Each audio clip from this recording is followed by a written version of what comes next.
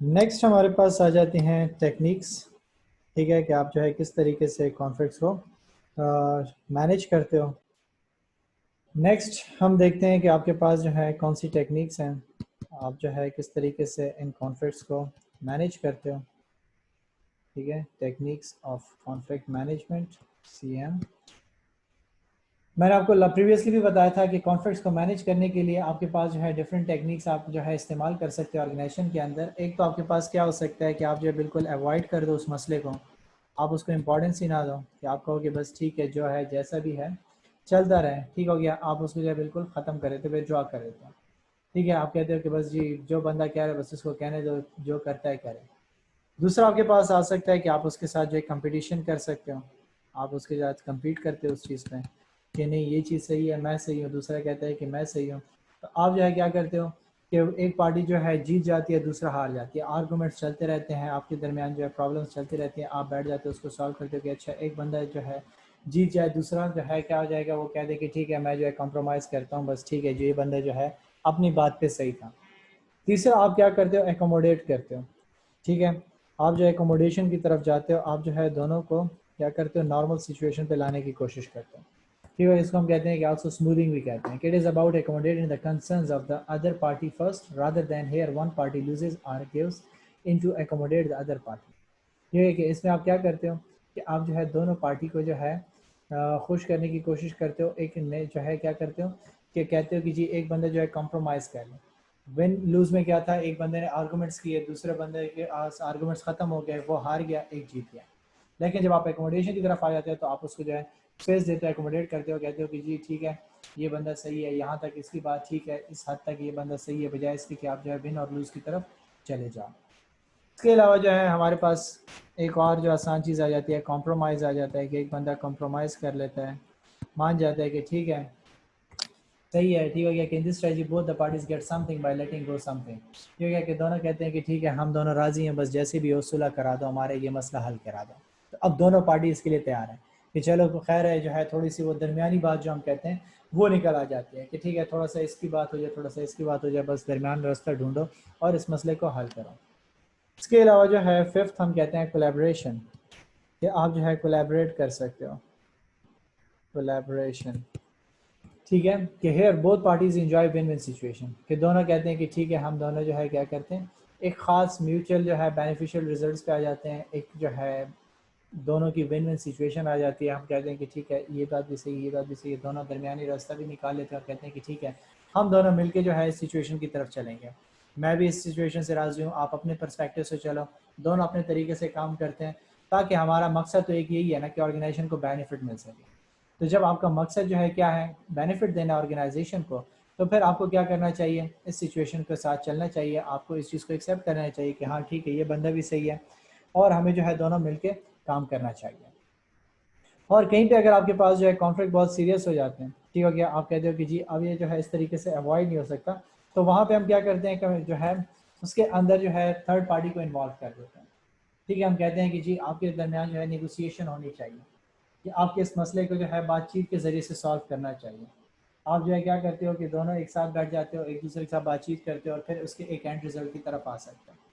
या फिर आप क्या कर लेते हो कि जी आप जो है उसको लेकर आ जाते हो, जैसे मैंने आपको कहा था कि जरगा टाइप कर लेते हो, मेडिएशन जिसे हम कहते हैं। ठीक है, मेडिएशन करते हो कि आप जरगा वगैरह बुला लेते हो, आप जो है दरमियानी बात सुन लेते हो या अदालत में जाते हो, वो आपके लिए क्या करता है उस मसले को हल कर देता है।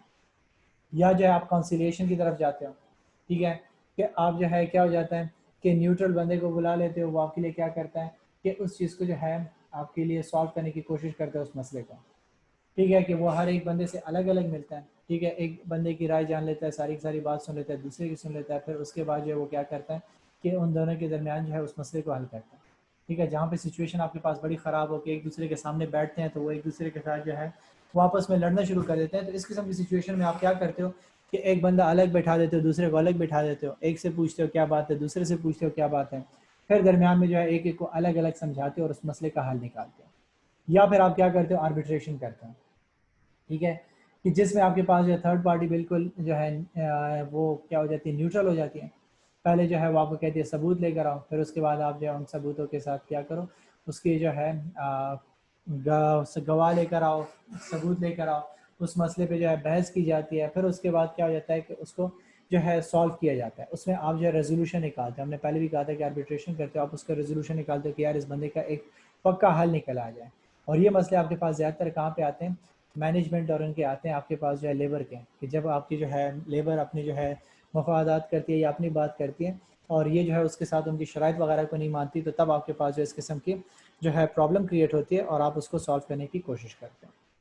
लास्ट चीज़ मैंने आपको कहा कि आप अगर जो है पब्लिक स्पीकर बनना चाहते हो तो आपने क्या करना होगा। ठीक हो गया? पब्लिक स्पीच के लिए कि अगर आप जो है प्रेजेंटेशन करते हो या लोगों के सामने बात करते हो, ठीक है, तो उसके लिए आपको क्या करना होगा। ऑलरेडी मैंने जो है ये चीज़ें आपको बताई होंगी। आप अपने मकसद देखो कि किस मकसद के लिए आपको कहा जा रहा है कि आप बात करो, आपका मेन टॉपिक थीम क्या है। पहले ख़ुद उसको समझो, फिर उसके बाद आप जो है बात कर सकोगे। जब आपको ख़ुद एक चीज़ क्लियर नहीं होगी, आप दूसरों को कैसे समझाओगे कि मैंने लोगों को क्या करना है, कोई इन्फॉर्मेशन देनी है या मैंने उसको मोटिवेट करना है या मैंने एंटरटेन करना है, क्या करना है। पहले अपना मकसद पहचानो। जब अपना मकसद पहचान लोगे बोलने का, उसके बाद आप देखो कि मेरी ऑडियंस कौन है, किसके सामने मुझे बात करना है। ठीक है कि आपके जो है ऑडियंस में आपके जो है सीनियर आपसे बैठे हुए हैं, आपसे जूनियर बैठे हुए हैं, कौन सी एज के लोग बैठे हुए हैं, कौन सी एक्सपीरियंस के लोग बैठे हुए हैं। उसके अकॉर्डिंगली आपने क्या करना होगा, अपनी बात को तैयार करना होगा। ठीक है, अक्सर ये हो जाता है कि जी आपने प्रिपरेशन की होती है कि मैं जो है क्या करूँगा, फ्रेंड्स के सामने बात करूँगा। जब आप जाते हो वहाँ पे पब्लिक स्पीकिंग में, तो वहाँ पे आपके टीचर्स वगैरह भी बैठे होते हैं। आप डायरेक्टली नर्वस हो जाते हो कि आप इन टीचर्स के सामने मैं कैसे बात करूँ। तो आपने अपने ऑडियंस को समझना बड़ा इंपॉर्टेंट है। और मोस्ट इंपॉर्टेंट चीज़, जब भी आप बात करो उसको पहले तरीके से प्लान करो, फिर प्रिपेयर करो अपनी स्पीच को, और फिर उसके बाद प्रैक्टिस करो। ठीक है, अगर आप जो है क्या करते हो कि विदाउट प्रैक्टिस आ जाते हो कि ठीक है बस मैं वहाँ पे स्टेज पे ठहर जाऊँगा, बोलना शुरू कर दूँगा, तो आपकी बातें जो है आगे पीछे होना शुरू हो जाएंगी। आपको पता नहीं चल रहा होगा कि जी अब मैं कौन सी बात कर रहा हूँ, कौन सी बात नहीं करनी मैंने। तो इसके लिए हम कहते हैं कि जी आपको प्रॉपर तरीके से प्रैक्टिस करनी चाहिए। और प्रैक्टिस के लिए हम जो स्पीकर्स को, पब्लिक स्पीकर को रेफर करते हैं, वो क्या होता है कि या किसी फ्रेंड को कहो कि मेरी बात सुने, या जो है शीशे के सामने ठहरो, अपने आप को देखो कि आप कैसे रिप्रेजेंट कर रहे हो अपने आप को, किस तरीके से अपने आइडियाज़ को प्रेजेंट करें। और फिर जब आप प्रॉपर तरीके से फुली प्रैक्टिस तैयार हो जाओ, तब आपने जो है परफॉर्म करना होगा। हमारे यहाँ जो है लोग डायरेक्टली स्टेज की तरफ आ जाते हैं, पर्पस कुछ नहीं पता होता, वो जो है स्टेज पे ठहर जाते हैं। स्टेज पे ठहर जाते हैं, उसका जो है सब कुछ भूल जाता है, वो टेंस हो जाता है, घबराना शुरू हो जाता है, उसके पाँव जो है कँपाने शुरू कर देते हैं। तो आपने क्या करना होगा, उसके बाद परफॉर्म करना होगा जब आपने ये 3 स्टेजेस परफॉर्म करनी है। और लास्ट में हमारे लोग जिस चीज़ से डरते हैं वो है आपके पास क्वेश्चन आंसर।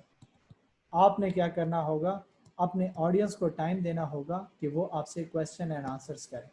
आप उसको अपॉर्चुनिटी दोगे, जिससे क्या हो जाएगा कि आपकी ऑडियंस थोड़ा सा रिलैक्स हो जाएगी, उनके माइंड में जो ख्यालात, जो क्वेश्चंस होंगे वो आंसर हो जाएंगे।